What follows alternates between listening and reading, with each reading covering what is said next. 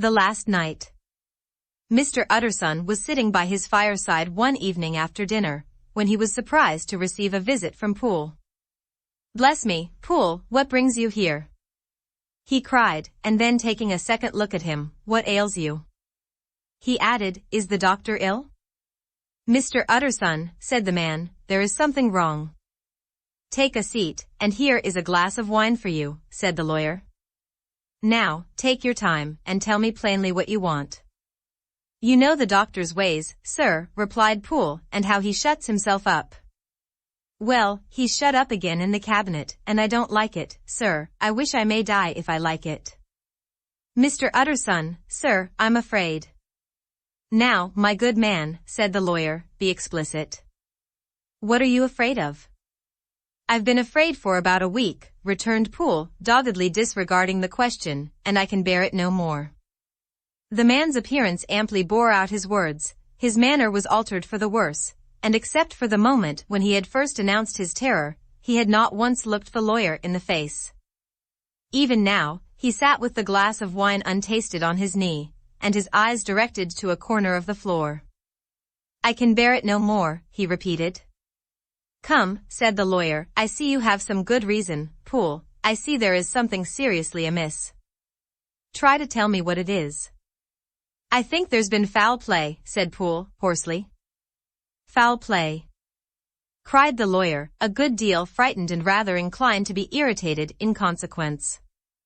"What foul play? What does the man mean?" "I daren't say, sir," was the answer, "but will you come along with me and see for yourself?"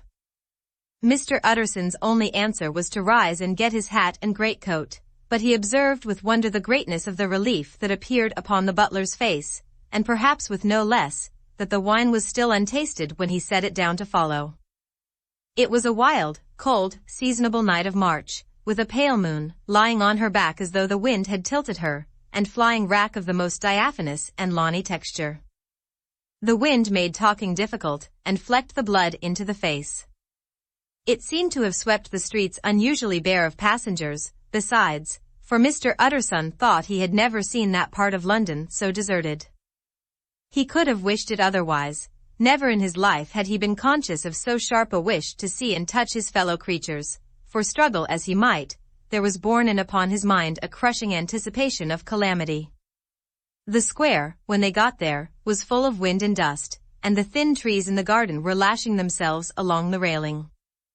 Poole, who had kept all the way a pace or two ahead, now pulled up in the middle of the pavement, and in spite of the biting weather, took off his hat and mopped his brow with a red pocket handkerchief.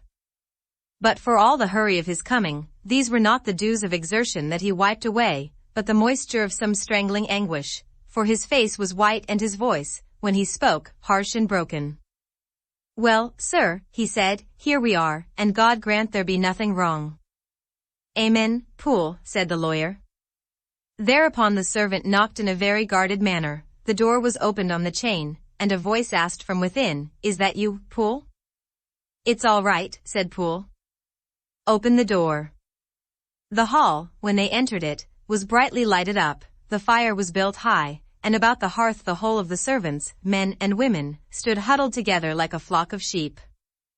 At the sight of Mr. Utterson, the housemaid broke into hysterical whimpering, and the cook, crying out "Bless God! It's Mr. Utterson," ran forward as if to take him in her arms.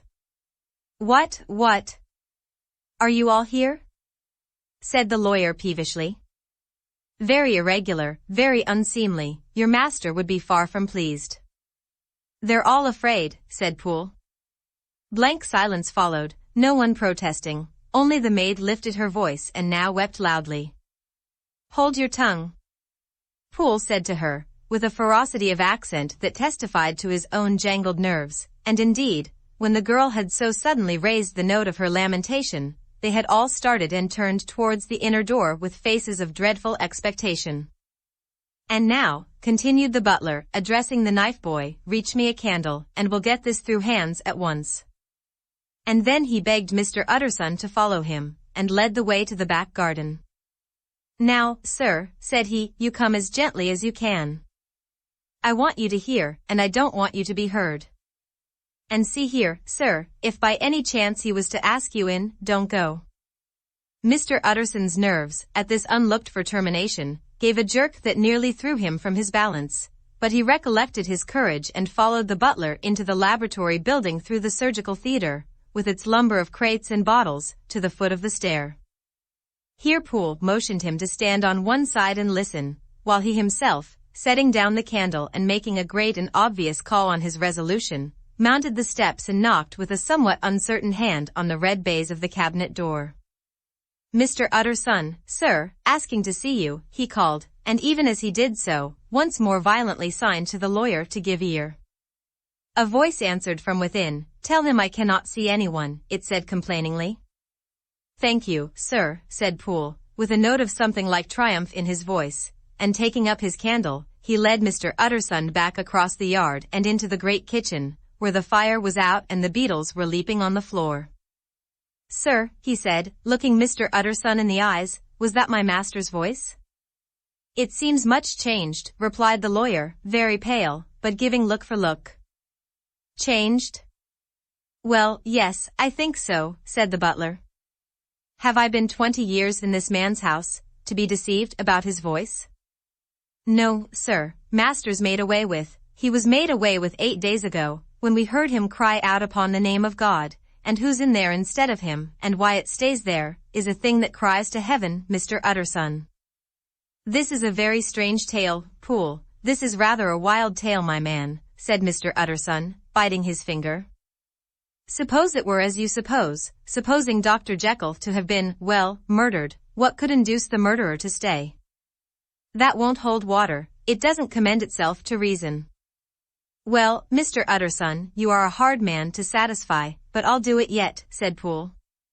"All this last week, you must know, him, or it, whatever it is that lives in that cabinet, has been crying night and day for some sort of medicine and cannot get it to his mind.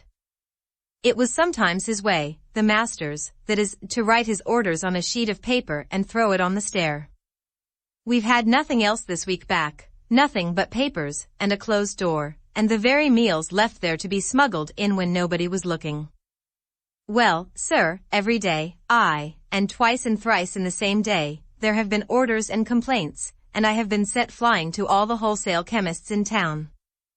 Every time I brought the stuff back, there would be another paper telling me to return it, because it was not pure, and another order to a different firm. This drug is wanted bitter bad, sir, whatever for." "Have you any of these papers?" asked Mr. Utterson. Poole felt in his pocket and handed out a crumpled note, which the lawyer, bending nearer to the candle, carefully examined. Its contents ran thus: "Dr. Jekyll presents his compliments to Messrs. Ma. He assures them that their last sample is impure and quite useless for his present purpose. In the year 18, Dr. J. purchased a somewhat large quantity from Messrs. M. He now begs them to search with most sedulous care, and should any of the same quality be left, forward it to him at once. Expense is no consideration." The importance of this to Dr. J. can hardly be exaggerated. So far the letter had run composedly enough, but here with a sudden splutter of the pen, the writer's emotion had broken loose. "For God's sake," he added, "find me some of the old." "This is a strange note," said Mr. Utterson, and then sharply, "How do you come to have it open?" "The man at Ma's was main angry, sir, and he threw it back to me like so much dirt," returned Poole. "This is unquestionably the doctor's hand, do you know?" resumed the lawyer. "I thought it looked like it," said the servant rather sulkily, and then, with another voice, "But what matters hand of right?" he said. "I've seen him." "Seen him?" repeated Mr. Utterson. "Well, that's it," said Poole. "It was this way. I came suddenly into the theater from the garden. It seems he had slipped out to look for this drug or whatever it is, for the cabinet door was open, and there he was at the far end of the room digging among the crates.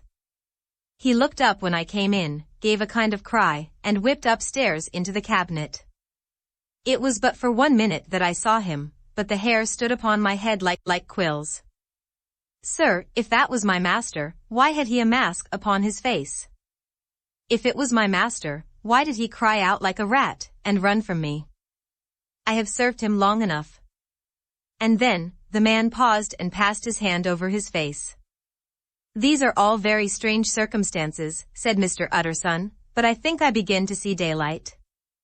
Your master, Poole, is plainly seized with one of those maladies that both torture and deform the sufferer, hence, for aught I know, the alteration of his voice, hence the mask and the avoidance of his friends, hence his eagerness to find this drug, by means of which the poor soul retains some hope of ultimate recovery. God grant that he be not deceived. There is my explanation. It is sad enough, Poole, and appalling to consider, but it is plain and natural, hangs well together, and delivers us from all exorbitant alarms. Sir, said the butler, turning to a sort of mottled pallor, that thing was not my master, and there's the truth. My master, here he looked round him and began to whisper, is a tall, fine build of a man, and this was more of a dwarf. Utterson attempted to protest. Oh, sir, cried Poole, do you think I do not know my master after 20 years? Do you think I do not know where his head comes to in the cabinet door, where I saw him every morning of my life? No, sir, that thing in the mask was never Dr. Jekyll, God knows what it was, but it was never Dr. Jekyll, and it is the belief of my heart that there was murder done. Poole, replied the lawyer, if you say that, it will become my duty to make certain. Much as I desire to spare your master's feelings, much as I am puzzled by this note which seems to prove him to be still alive, I shall consider it my duty to break in that door. Ah, Mr. Utterson, that's talking, cried the butler. And now comes the second question, resumed Utterson, who is going to do it? Why, you and me, sir, was the undaunted reply. That's very well said, returned the lawyer, and whatever comes of it, I shall make it my business to see you are no loser. There is an axe in the theater, continued Poole, and you might take the kitchen poker for yourself. The lawyer took that rude but weighty instrument into his hand, and balanced it. Do you know, Poole, he said, looking up, that you and I are about to place ourselves in a position of some peril? You may say so, sir, indeed, returned the butler. It is well, then, that we should be frank, said the other. We both think more than we have said, let us make a clean breast. This masked figure that you saw, did you recognize it? Well, sir, it went so quick, and the creature was so doubled up, that I could hardly swear to that, was the answer. But if you mean, was it Mr. Hyde, why, yes, I think it was. You see, it was much of the same bigness, and it had the same quick, light way with it, and then who else could have got in by the laboratory door? You have not forgot, sir, that at the time of the murder he had still the key with him? But that's not all. I don't know, Mr. Utterson, if you ever met this Mr. Hyde? Yes, said the lawyer, I once spoke with him. Then you must know as well as the rest of us that there was something queer about that gentleman, something that gave a man a turn, I don't know rightly how to say it, sir, beyond this, that you felt in your marrow kind of cold and thin. I own I felt something of what you describe, said Mr. Utterson. Quite so, sir, returned Poole. Well, when that masked thing like a monkey jumped from among the chemicals and whipped into the cabinet, it went down my spine like ice. Oh, I know it's not evidence, Mr. Utterson, I'm book-learned enough for that, but a man has his feelings, and I give you my Bible word it was Mr. Hyde. Aye, said the lawyer. My fears incline to the same point. Evil, I fear, founded evil was sure to come of that connection. I believe you. I believe poor Harry is killed, and I believe his murderer, for what purpose, God alone can tell, is still lurking in his victim's room. Well, let our name be Vengeance. Call Bradshaw. The footman came at the summons, very white and nervous. Pull yourself together, Bradshaw, said the lawyer. This suspense, I know, is telling upon all of you, but it is now our intention to make an end of it. Poole, here, and I are going to force our way into the cabinet. If all is well, my shoulders are broad enough to bear the blame. Meanwhile, lest anything should really be amiss, or any malefactor seek to escape by the back, you and the boy must go round the corner with a pair of good sticks and take your post at the laboratory door. We give you 10 minutes to get to your stations."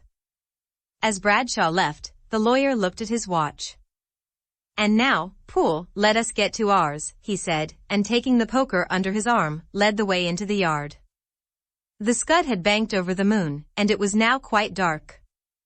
The wind, which only broke in puffs and drafts into that deep well of building, tossed the light of the candle to and fro about their steps, until they came into the shelter of the theatre, where they sat down silently to wait. London hummed solemnly all around, but nearer at hand, the stillness was only broken by the sounds of a footfall moving to and fro along the cabinet floor. "So it will walk all day, sir," whispered Poole, "aye, and the better part of the night. Only when a new sample comes from the chemist, there's a bit of a break. Ah, it's an ill conscience that's such an enemy to rest. Ah, sir, there's blood foully shed in every step of it. But hark again, a little closer, put your heart in your ears, Mr. Utterson, and tell me, is that the doctor's foot?" The steps fell lightly and oddly, with a certain swing, for all they went so slowly. It was different indeed from the heavy creaking tread of Henry Jekyll. Utterson sighed. "Is there never anything else?" he asked. Poole nodded. "Once," he said. "Once I heard it weeping." "Weeping?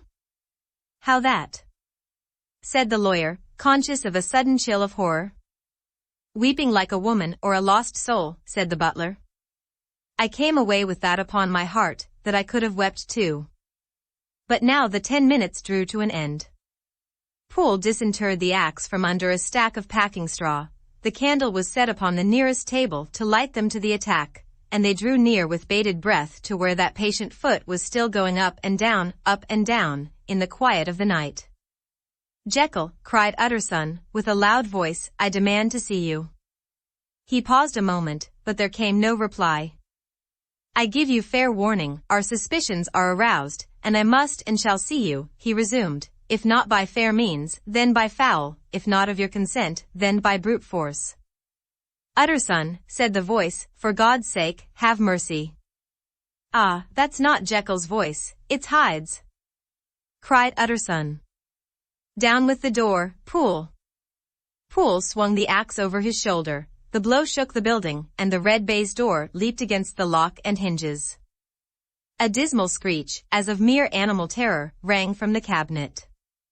Up went the axe again, and again the panels crashed and the frame bounded. 4 times the blow fell, but the wood was tough and the fittings were of excellent workmanship, and it was not until the 5th that the lock burst and the wreck of the door fell inwards on the carpet. The besiegers, appalled by their own riot and the stillness that had succeeded, stood back a little and peered in. There lay the cabinet before their eyes in the quiet lamplight, a good fire glowing and chattering on the hearth, the kettle singing its thin strain, a drawer or two open, papers neatly set forth on the business table, and nearer the fire, the things laid out for tea, the quietest room, you would have said, and, but for the glazed presses full of chemicals, the most commonplace that night in London. Right in the middle there lay the body of a man sorely contorted and still twitching. They drew near on tiptoe, turned it on its back, and beheld the face of Edward Hyde. He was dressed in clothes far too large for him, clothes of the doctor's bigness. The cords of his face still moved with a semblance of life, but life was quite gone, and by the crushed file in the hand and the strong smell of kernels that hung upon the air, Utterson knew that he was looking on the body of a self-destroyer. "We have come too late," he said sternly, "whether to save or punish. Hyde is gone to his account, and it only remains for us to find the body of your master." The far greater proportion of the building was occupied by the theatre, which filled almost the whole ground story and was lighted from above, and by the cabinet, which formed an upper story at one end and looked upon the court. A corridor joined the theatre to the door on the by-street, and with this the cabinet communicated separately by a second flight of stairs. There were besides a few dark closets and a spacious cellar. All these they now thoroughly examined. Each closet needed but a glance, for all were empty, and all, by the dust that fell from their doors, had stood long unopened. The cellar, indeed, was filled with crazy lumber, mostly dating from the times of the surgeon who was Jekyll's predecessor. But even as they opened the door, they were advertised of the uselessness of further search, by the fall of a perfect mat of cobweb which had for years sealed up the entrance. Nowhere was there any trace of Henry Jekyll, dead or alive. Poole stamped on the flags of the corridor. "He must be buried here," he said, hearkening to the sound. "Or he may have fled," said Utterson, and he turned to examine the door in the by-street. It was locked, and lying nearby on the flags, they found the key, already stained with rust. "This does not look like use," observed the lawyer. "Use?" echoed Poole. "Do you not see, sir, it is broken? Much as if a man had stamped on it." "Aye," continued Utterson, "and the fractures, too, are rusty." The two men looked at each other with a scare. "This is beyond me, Poole," said the lawyer. "Let us go back to the cabinet." They mounted the stair in silence, and still with an occasional awestruck glance at the dead body, proceeded more thoroughly to examine the contents of the cabinet. At one table, there were traces of chemical work, various measured heaps of some white salt being laid on glass saucers, as though for an experiment in which the unhappy man had been prevented. "That is the same drug that I was always bringing him," said Poole, and even as he spoke, the kettle with a startling noise boiled over. This brought them to the fireside, where the easy chair was drawn cosily up, and the tea things stood ready to the sitter's elbow, the very sugar in the cup. There were several books on a shelf, one lay beside the tea things open, and Utterson was amazed to find it a copy of a pious work, for which Jekyll had several times expressed a great esteem, annotated, in his own hand with startling blasphemies. Next, in the course of their review of the chamber, the searchers came to the cheval glass, into whose depths they looked with an involuntary horror. But it was so turned as to show them nothing but the rosy glow playing on the roof, the fire sparkling in 100 repetitions along the glazed front of the presses, and their own pale and fearful countenances stooping to look in. "This glass has seen some strange things, sir," whispered Poole. "And surely none stranger than itself," echoed the lawyer in the same tones. For what did Jekyll? He caught himself up at the word with a start, and then conquering the weakness, what could Jekyll want with it? He said. "You may say that," said Poole. Next they turned to the business table. On the desk, among the neat array of papers, a large envelope was uppermost, and bore, in the doctor's hand, the name of Mr. Utterson. The lawyer unsealed it, and several enclosures fell to the floor.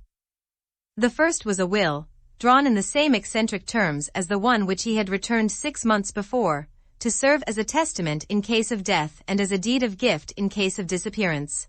But in place of the name of Edward Hyde, the lawyer, with indescribable amazement, read the name of Gabriel John Utterson.